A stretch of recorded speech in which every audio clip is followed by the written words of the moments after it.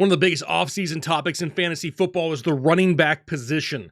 Are you zero RB? Are you heavy RB? What is it that you like to do? Well, a lot of people have opinions, but can they actually back them up with facts? Because we're doing that right now. Yeah. Analytics off the chain, other channels not the same. Jake and Kyle, you know the name. Headline Nation, we running the game.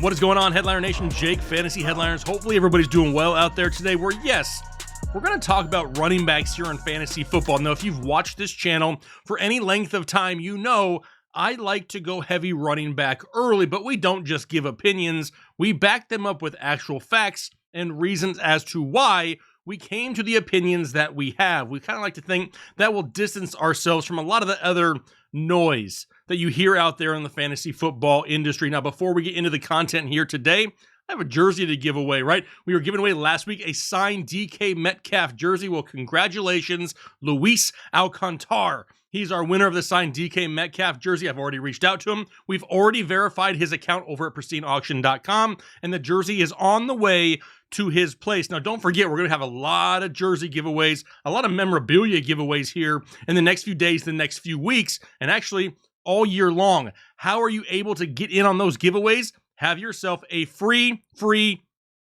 account signed up through pristineauction.com. Link down below in the description. Once you create that free account using the referral code Headliners, you are now eligible for all of our future giveaways. So make sure you have that taken care of here right away. Got some big items coming up here in the coming days with the NFL draft right around the corner. But now is the time we're going to head right into the content. So we're talking about running backs, right? Do I want to spend an early pick on a running back? And you know me. Y'all know me. I've been here for 6 years. My story hasn't changed. I want running backs early.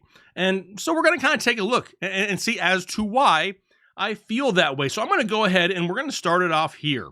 As of right now, here is the consensus top 24 running backs. Not my own personal rankings, but the top 24 consensus running backs as of the time of this recording. So I'll go ahead and throw them up here on the screen. You can see, number 1, Jonathan Taylor, Derrick Henry, Austin Eckler, CMC, Dalvin Cook. A lot of the names that you would expect to be at the top of the list here. Najee Harris, Joe Mixon, Javonte Williams is crazy high. Now, love me I got his jersey hanging right there. I love me some Javonte Williams.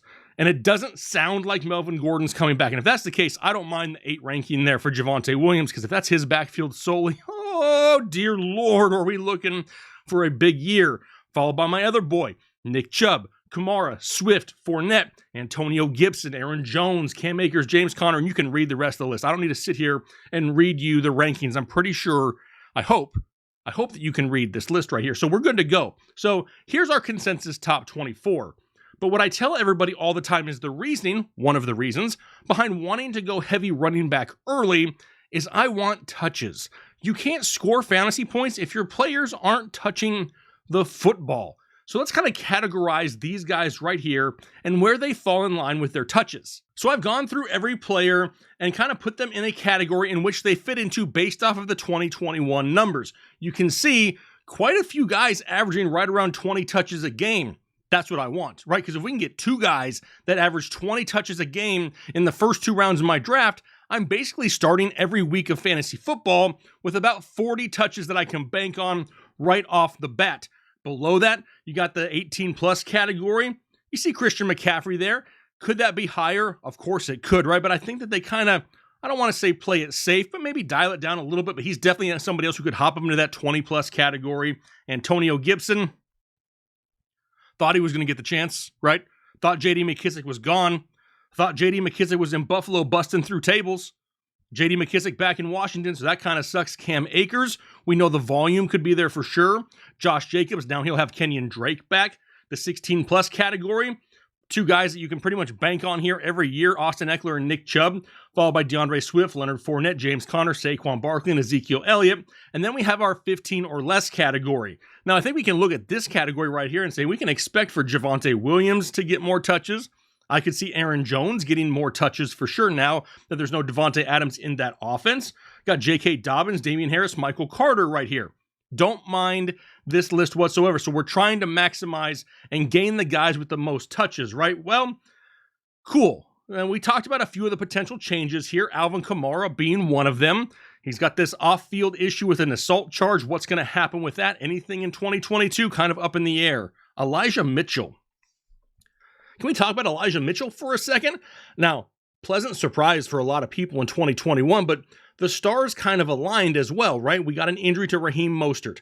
Jeff Wilson was injured early on in the preseason. He didn't really have much competition because Trey Sermon wasn't up to speed, and he did what he was supposed to, right? He took the opportunity and he ran with it, but he's also not the most durable guy either. Do they split this backfield a little bit more here this year? Do they draft another running back in the draft? Who's under center? Is it Jimmy G? Is it Trey Lance?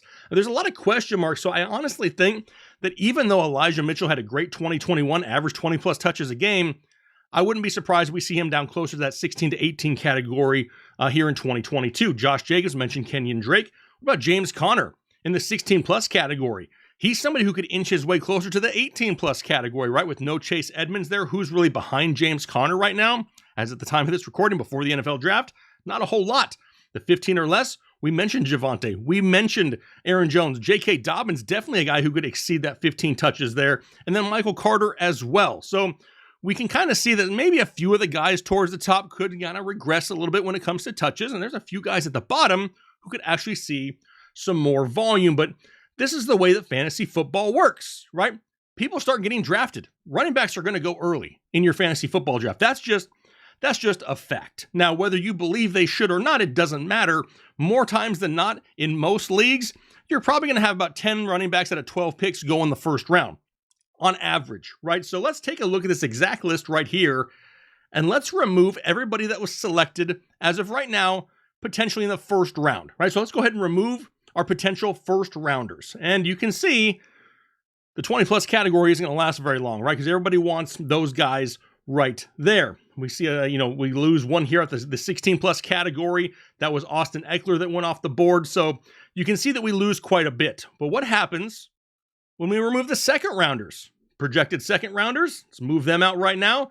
The list is dwindling quickly, right? What happens when we remove the third round picks? Well, now we got Elijah Mitchell, who we expect to maybe lose some touches.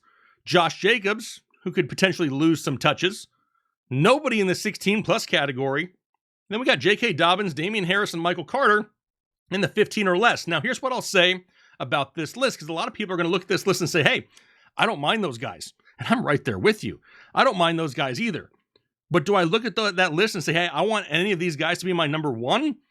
No, not really. I mean, that's a lot of risk to take on right off the bat. I don't care if you used your first 3 picks on 2 wide receivers and a stud tight end. I don't want to have to rely on these guys that I have to start every single week at my number one spot. I can't guarantee myself much from these names. Kind of boom or bust on a weekly basis. So that worries me a little bit. If you take a look after the top 24, because maybe you're like, Jake, I'm just going to punt the position altogether. I'll figure it out later in the draft. Lord help you, because there's not a whole lot to really choose from here. We got A.J. Dillon, who I don't mind. Do I really want to rely on him every week? No. Travis Etienne, the hype was there. Then he missed an entire season. What's he going to be like this year? I don't have a whole lot of hope in Jacksonville. Miles Sanders, do you really want to trust Nick Sirianni in that backfield? CEH, who's going to lose touches probably to Ronald Jones.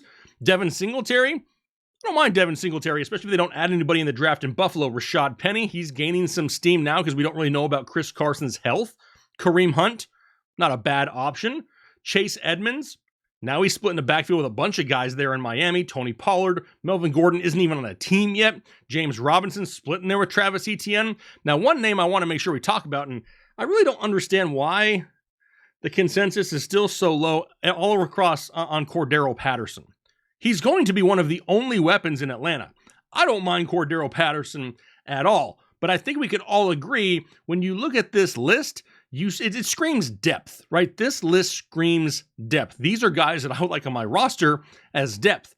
These are not guys that I want to have to rely on starting every single week, and I'll show you why. So when we take a look at the wide receivers now, how do they stack up with the running backs, right? If we go heavy running back early, what are we going to have to choose from the wide receiver position? Well, here's the consensus top 24 overall wide receivers.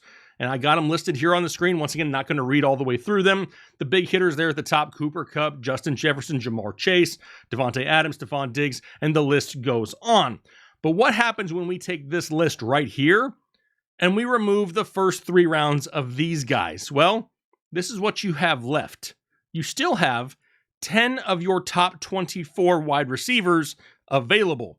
How many top 24 running backs did we have after the first 3 rounds? We had 5, right? Elijah Mitchell, Josh Jacobs, J.K. Dobbins, Damian Harris, and Michael Carter. So twice as many of the top 24 wide receivers are available than they were for the running back position. But this is where it gets a little bit crazy. Look at the wide receivers that are available outside of the top 24 still. Elijah Moore, Cortland Sutton, Amon Ra, Allen Robinson and Darnell Mooney, Mike Williams, Hunter Renfrow, Adam Thielen, Marquise Hollywood Brown. The list goes on. The position depth of the wide receiver position is enormous once again, and we're about to add more rookies to the mix. Do we see more stud rookies? Maybe we don't have the high-end talent that we've seen from some of these guys the past couple years, but still a lot of depth at the wide receiver position. Not a lot of depth at the running back position. So if you do not draft those running backs early, you're going to be scraping the bottom of the barrel. You're going to have a lot of headaches every single week. You're going to have weeks where your running backs are getting, single-digit touches, and that's not what you want in fantasy football. You can't score points without touching the football. Grab those touches early and find all the wide receivers there in the middle rounds. I may go running back in 3 straight rounds, depending on who's on the board, because I know for the next 3 or 4 rounds through round 6, 7-ish, I'm going to have my pick at the wide receiver position to still find plenty of guys who get plenty of quality targets and the opportunity for big fantasy days, because that's what I'm trying to do. I'm trying to build an overall roster, and I need a solid base. I need a base of a lot of touches. Now, are injuries out there? Have injuries occurred over the last few years? 100%.